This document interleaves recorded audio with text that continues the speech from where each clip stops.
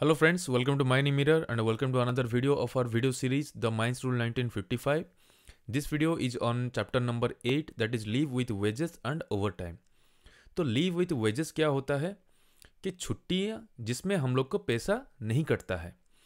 मतलब देखिए, कोई भी ऑर्गेनाइजेशन में या कोई भी कंपनी में जैसे आप ज्वाइन करते हैं या काम करते हैं तो उसमें आपको कुछ छुट्टियाँ तो ऐसे ही मिलता है, जैसे CL कैजुअल लीव्स हो गया, मेडिकल लीव्स हो गया, और जो रेस्ट से हम लोग को मिलता है जैसे हम लोग का वीकली डे रेस्ट हो गया या कुछ COPS हो गया, तो वो सब क्या ना एक प्रकार का छुट्टियां हम लोग को मिल जाता है।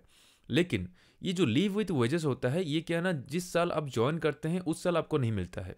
ये होता है आफ्टर कंप्लीशन ऑफ 1 ईयर, एक कैलेंडर ईयर कंप्लीट होने के बाद ये लीव ऑफ वेजेस आपको आपका जो छुट्टियां हैं उसमें ऐड कर दिया जाता है। मतलब जितना छुट्टी आपको एक साल में मिलता है उसके बाद ये एक्स्ट्रा लीव से अगर आप इसको अवेल करते हैं तो आपका सैलरी से कभी भी पैसा नहीं कटेगा।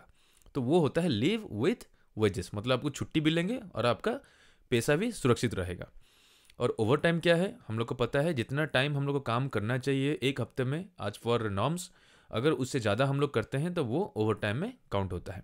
उसके बारे में हम लोग ये वीडियो में बात करेंगे। तो friends, if you are new in my channel please subscribe my channel, please like and share with your friends, and if you want to contact me you can WhatsApp me on this number, and please like my Facebook page that is Mining Mirror. Let's get started. First, rule number 53, register of leave with wages। मतलब जो हम लोग का leave with wages होता है जिसको हम लोग बोलते हैं अर्नड लीव EL, उसका जो मेंटेन हम लोग करते हैं रजिस्टर, उसके बारे में है। तो हम लोग बात करेंगे क्वेश्चन और आंसर्स में। Question number 1, who shell maintain A record of leave with wages in which form. मतलब कौन मेंटेन करेगा और कौन सा फॉर्म में मेंटेन करेगा।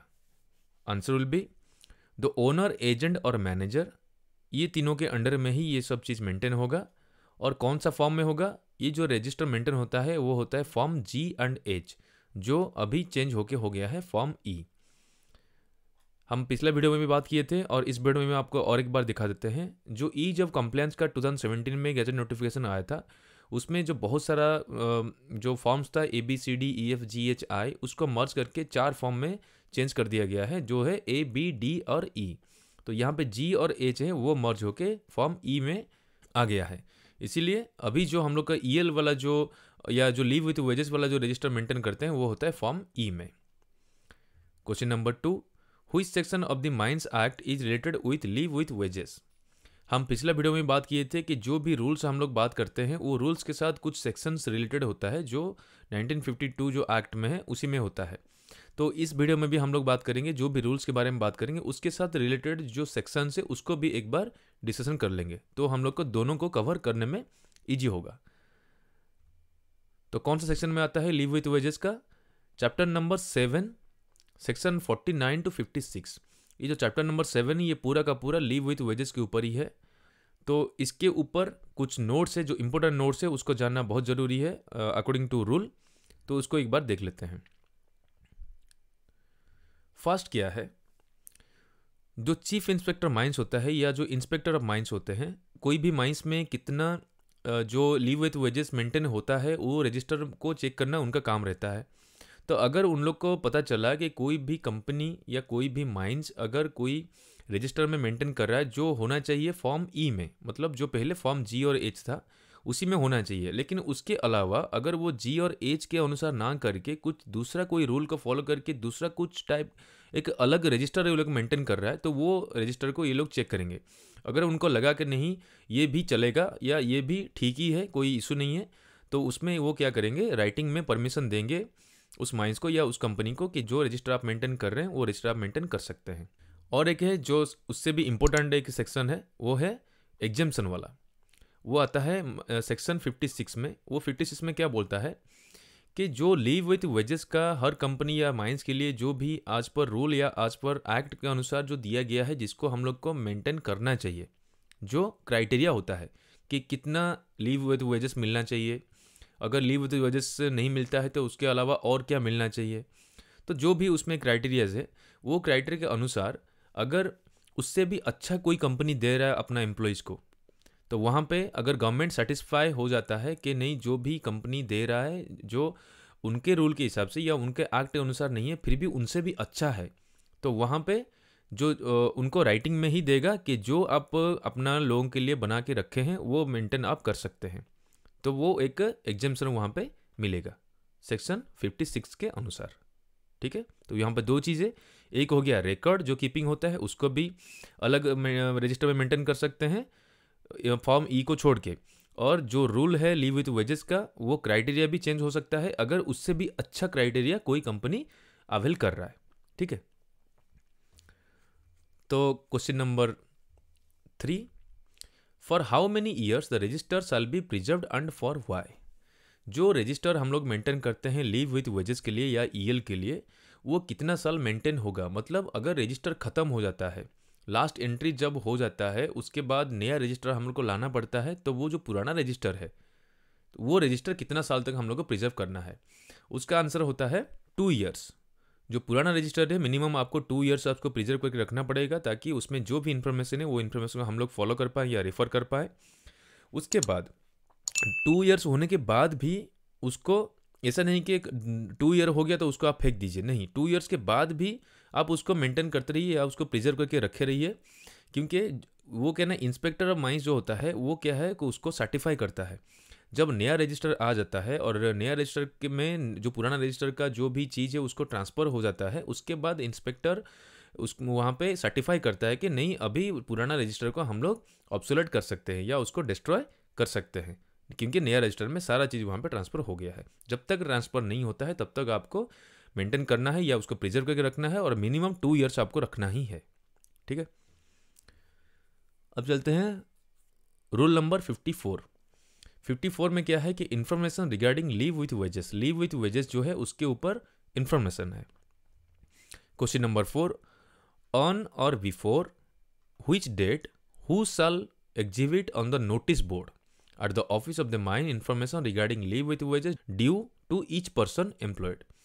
मतलब कौन सा डेट से पहले या कौन सा डेट में नोटिस बोर्ड में एक नोटिस हम लोग लगाएंगे कि कौन सा पर्सन का कितना लीव विथ वेजेस ड्यू है। ठीक है, वो होगा ऑन और before 20 February of every year. हर साल का फरवरी 20 या 20 से पहले नोटिस बोर्ड में हम लोग लगाएंगे कि कौन सा पर्सन का या कौन सा एम्प्लॉय का कितना लीव विथ वेजेस होता है और उनको कितना ड्यू है। और ये रिस्पॉन्सिबिलिटी होता है द ओनर, एजेंट और मैनेजर का। ठीक है, देखिए लीव विथ वेजेस जो होता है कि कोई पर्सन अगर काम करता है 1 साल, 1 साल के बाद वो लीव विथ वेजेस उनको मिलता है। अगर वो लीव विथ वेजेस 1 साल के बाद वो अवेल नहीं किया तो भी वो कैरी फॉरवर्ड होकर नेक्स्ट ईयर में भी चल जाता है। ठीक है, इसीलिए हर साल फरवरी 20 से पहले वहाँ पे नोटिस में दिया जाता है कि कौन सा पर्सन का कितना लीव विथ वेजेस या ईएल हुआ है। Question number 5, up to which date the leave with wages shall be calculated. ये तो हो गया कि कौन सा डेट से पहले या कौन सा डेट में हम लोग नोटिस बोर्ड में लगाएंगे। अभी ये है कि कौन सा डेट तक हम लोग लीव विथ वेजेस को कैलकुलेट करते हैं, वो होता है कैलेंडर ईयर के अनुसार ही होता है। तो answer will be up to 1 January of the year. हर साल का जो 1 जनवरी है वहाँ तक कैलकुलेट होता है कि टोटल ईयर में कितना आपका ईएल बना। ठीक है, तो कैलकुलेटर होता है 1 जनवरी तक और फरवरी 20 तक वहाँ पे नोटिस में लगाना है। ठीक है, question number 6, in which form the information of leave with wages shall B exhibited on the notice board by the owner, agent और मैनेजर। नोटिस बोर्ड में लगाना ओनर, एजेंट और मैनेजर का ही रिस्पॉन्सिबिलिटी है। तो वहाँ पे बोल रहा है कि जो नोटिस आप लगाएंगे नोटिस बोर्ड में वो कौन सा फॉर्म के अनुसार ही लगता है। Answer will B form L. Form L में होता है जो कि इंफॉर्मेशन जो लीव विथ वेजेस का है वो उसको मेंटेन करके हम लोग नोटिस बोर्ड में लगाते हैं। अब चलते हैं कुछ क्वेश्चंस जो लीव विथ वेजेस के साथ ही है, जो माइंस एक्ट 1952 में पर्टिकुलरली दिया गया है और उसको जानना हम लोग को बहुत ज़रूरी है और ये एग्जाम में भी आता है। Question number 7, what are the leaves not included with the leave with wages. जो लीव विथ वेजेस होता है उसके साथ और कौन सा लीव हम लोग इंक्लूड नहीं करते हैं। ये तो सिंपल क्वेश्चन है। Answer will B weekly day rest, holidays, festivals, other similar occasions. ठीक है, question number 8, what is the meaning of calendar year. ये बार बार हम मैक्सिमम वीडियोस में हम बोल रहे हैं कि कैलेंडर ईयर होता है जो जनवरी 1 से स्टार्ट होता है और दिसंबर 31 में कंप्लीट होता है, वो होता है कैलेंडर, जनवरी टू दिसंबर। और फाइनेंशियल ईयर किसे बोलते हैं, फाइनेंशियल ईयर होता है अप्रैल से लेके 1 अप्रैल 1 अप्रैल से स्टार्ट होगा और ख़त्म होगा 1 साल के बाद 31 मार्च में, ठीक है। Period of 12 month starting from 1 January. Question number 9, what is the rate of calculation of leave with wages. जो लीव विथ वेजेस या ईएल जो कैलकुलेट करते हैं वो किस हिसाब से होता है, माने कितना दिन में एक ईएल आपका बनता है, वो उसका क्वेश्चन है। आंसर है, अगर आपका अंडरग्राउंड माइंस है तो अंडरग्राउंड माइंस में कैलकुलेट होगा 1 डे पर 15 डेज ऑफ वर्क। एक पर्सन 15 दिन काम करने के बाद उसका एक दिन का ईएल वहाँ पे बन जाता है, तो 15 दिन में एक दिन बन गया, ठीक है। और अगर अंडरग्राउंड को छोड़ के बाकी जो माइंस में वो हो गया 20 दिन में एक। उसी हिसाब से एक साल में वो पर्सन कितना डेज काम किया उसी हिसाब से उसका ईएल कैलकुलेट होता है। तो अंडरग्राउंड में हो गया 15 दिन में एक दिन और अदर्स में हो गया 20 डेज में एक दिन। Question number 10, what are the attendance limits for availing such leave with wages. जो लीव विथ वेजेस आपको या ईएल आपको मिलता है, एक अटेंडेंस का लिमिट होता है कि इतना अटेंडेंस आप या इतना दिन आप काम करने के बाद ही आपको ईएल कैलकुलेशन होगा। अगर आपका अटेंडेंस उससे कम होता है तो आपका ईएल कैलकुलेशन नहीं होगा। उसका लिमिट कितना है? अंडरग्राउंड माइंस में होता है कि 190 डेज मिनिमम आपका होना चाहिए। अगर 190 डेज आपका अटेंडेंस नहीं है तो आपका ईएल आपको मिलेगा नहीं। तो मिनिमम आपका होना चाहिए 190 डेज अंडरग्राउंड में, और ओपन कास्ट में होना चाहिए 240 डेज। तो 240 डेज होने के बाद ही आपको ईएल आपको कैलकुलेशन होके मिलेगा। Question number 11, what is the maternity days of leave for women employ. जो वोमेन एम्प्लॉयज होते हैं उनको मैटरनिटी डेज में लीव भी मिलता है, जो कि आपको लीव विथ वजह से ही होता है। तो वो कितना दिन का मिलता है? वो मिलता है 12 वीक्स, 12 हफ्ते का उनको लीव मैटरनिटी लीव मिलता है। तो ये कुछ क्वेश्चन हो गया जो यहाँ पे लाना जरूरी था। Rule number 59, over time register. अभी बात आ गया ओवर टाइम का। तो ओवर टाइम हम लोग किसको बोलेंगे कि हम लोग को पता है कि अंडरग्राउंड माइंस में आप मैक्सिमम एक हफ्ते में 48 आवर्स काम कर सकते हैं और एक दिन में मैक्सिमम 8 आवर्स काम कर सकते हैं। लेकिन जो ओपन कास्ट माइंस हो गया, जो अबव ग्राउंड हो गया, उसमें आप काम कर सकते हैं एक हफ्ते में 48 आवर्स और एक दिन में मैक्सिमम 9 आवर्स। तो ओवर टाइम क्या होता है? अगर आप एक हफ्ते का जो 48 आवर्स है या एक दिन का जो 9 आवर्स है उससे ज़्यादा अगर आप ड्यूटी करते हैं तो वो आपका ओवर टाइम में काउंट होगा।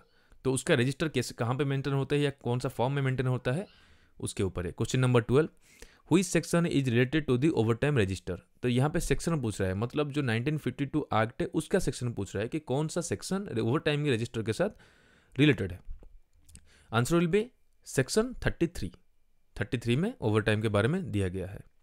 Question number 13, in which form the over time register shall be maintained. कौन सा फॉर्म में ओवर टाइम रजिस्टर जो है वो मेंटेन होता है? Answer will B form I. अभी क्या है, वो चेंज होकर फॉर्म बी हो गया। वही है जो ईज ऑफ कंप्लायंस के लिए जो बीच में नोटिफिकेशन आया था, जो हम पहले भी दिखा चुके हैं, उसमें भी ये दिया गया है। जो फॉर्म आई है वो अभी फॉर्म बी हो गया है। तो ओवर टाइम अभी मेंटेन होगा फॉर्म बी में। तो अब चलते हैं rule number 60, extra wages for over time. Over time के लिए जो एक्स्ट्रा वेजेस मिलता है उसके ऊपर है। Question number 14, when the over time shall be paid. Over time जो आप करते हैं उसका जो पैसा होता है वो कब आपको मिलता है? Answer will be at the end of the each wage period. एक वेज पीरियड जो होता है वो होता है एक जब आपको पैसा मिलता है। नॉर्मली हम लोग को पता है कंपनी में, ऑर्गेनाइजेशन में जो काम करता है माइंस में, उसको हर महीना मिलता है। तो हम लोग के लिए वेज पीरियड होगा 1 महीना। Question number 15, how over time for a day is calculated. एक दिन में ओवर टाइम कैसे कैलकुलेट करते हैं? Answer will be a fraction of an hour less than 30 minutes shall be ignored and a fraction of 30 minutes और more shall be counted as 1 hour. मतलब अगर आप ओवर टाइम कर रहे हैं, मतलब आपका जो ड्यूटी आवर्स होता है 8 आवर्स, उसके बाद अगर आप एक्स्ट्रा काम करते हैं, अगर वो 30 मिनट से कम है, उससे पहले अगर काम कंप्लीट हो गया आपका या आप वहाँ से रिलीज कर दिए गए, तो वो आपका ओवर टाइम में काउंट नहीं होगा। लेकिन अगर वो 30 मिनट से थोड़ा सा भी एक्स्ट्रा होता है तो वो 1 आवर कहलाता है। अगर आपका सोचिए कि 35 मिनट्स में कंप्लीट हुआ काम या 40 मिनट्स में आपको लगा, तो वो आज 1 आवर वो काउंट होगा। मतलब आपको जो पैसा मिलेगा ओवर टाइम का वो 1 आवर का मिलेगा, 1 घंटे का मिलेगा, आधा घंटे का नहीं। ठीक है, तो यहाँ पे एक नोट है, in calculating the ordinary rate of wages और earnings in the case of person paid by month, जो मंथली जिसको पेमेंट होता है, तो daily wages shall be 1/26 of his monthly rate of wages. ठीक है, अगर किसी को मंथली पेमेंट मिलता है तो उसका जो डेली वेजेस होता है वो होगा, जो मंथली पेमेंट उसका बनता है 26 से आप डिवाइड कर लीजिए, जितना आएगा वो हो गया उसका डेली वेज, उसी के हिसाब से ओवर टाइम कैलकुलेशन होगा। ठीक है, एक एग्जांपल देके आपको समझाएंगे। उससे पहले हम बताना चाहेंगे जो सेक्शन 33 है वहाँ पे पर्टिकुलरली दिया गया है कि जो ओवर टाइम का रेट होता है, मतलब आप अगर ओवर टाइम किए 1 घंटा तो उसमें जो पैसा आपको मिलेगा वो होगा 2 times of the daily veg. अब जो मिलता है आपको डेली वेज कैलकुलेट होगा पर आवर के हिसाब से, उसके बाद उसका 2 टाइम्स आपको मिलेगा as a overtime payment.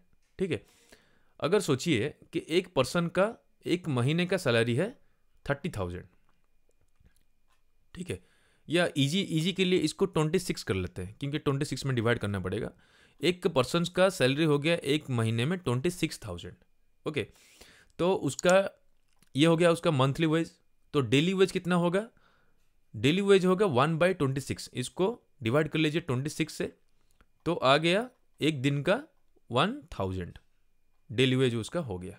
ठीक है, तो 1000 जो हो गया उसको फिर कैलकुलेट करेंगे कि आपका पर आवर कितना बना, तो 1000 डिवाइड बाय 8, उसमें कैलकुलेट करिएगा कितना आएगा, वो आ गया आपका 125 रुपीज़।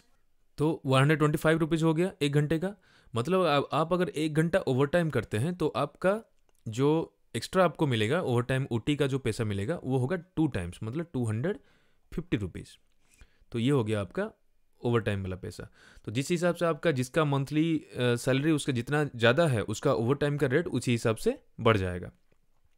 और ये जो रेट है जो 1/26 करके डिवाइड करेंगे वो होगा उन लोग के लिए, चाहे वो ओपन कास्ट माइंस हो या अंडरग्राउंड माइंस हो, उन दोनों में एप्लीकेबल है, जिसको मंथली बेसिस मिलता है। और जिसको डेली वेजेस मिलता है या हफ्ते में मिलता है तो उसको उसी हिसाब से डिवाइड किया जाएगा, उसमें 1/26 का फॉर्मूला नहीं रहेगा। तो ये हो गया मोटा मोटी जो ओवर टाइम के लिए जो वेजेस एक्स्ट्रा मिलता है उसी का। अब चलते हैं rule number 61, case of exemption under section 56। मतलब यहाँ पे जो मैं पहले इसके बारे में बता चुका हूँ कि सेक्शन 56 में जो एग्जेम्पशन दिया गया है वो क्या है।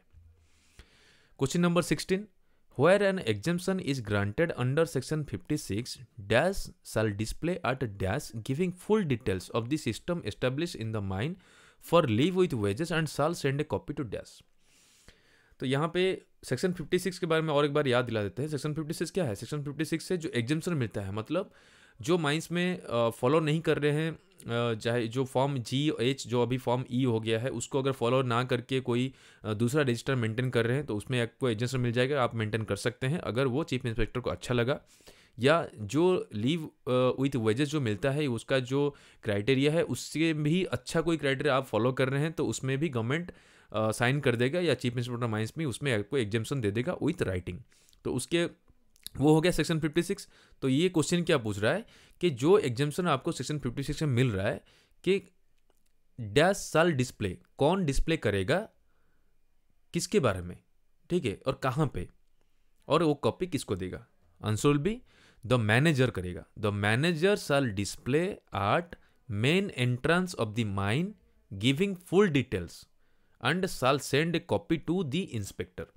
तो ये वाला मैं क्यों दिखाया कि ये जो क्वेश्चन है ना इसका आंसर दी मैनेजर है, यहाँ पे द ओनर एजेंट का बात ही नहीं है, इसलिए मैं दिखाया कि इस तरह कन्फ्यूजिंग हो सकता है कि जो एग्जेम्पशन केस होता है, एग्जेम्पशन केस मैनेजर लिखेगा और वो माइंस का गेट में या माइंस का एंट्रेंस के सामने वो नोटिस बोर्ड में रहेगा और उसका कॉपी एक दिया जाएगा इंस्पेक्टर को। ठीक है, तो ये हो गया एग्जेम्पशन के बारे में। तो फ्रेंड्स ये हो गया टोटल जो हम लोग बात की है ओवर टाइम और लीव विथ वेजेस या EL के बारे में। तो आई होप कि आपको वीडियो ये अच्छा लगा होगा। अगर कुछ कन्फ्यूजन है या आपके नज़र में और कुछ है चीज़ तो आप मेरे को कमेंट सेक्शन में बता सकते हैं। तो फ्रेंड्स अगर आपको वीडियो अच्छा लगा है प्लीज़ लाइक करिए and please share and subscribe my channel. See you in another video with another chapter. Thank you.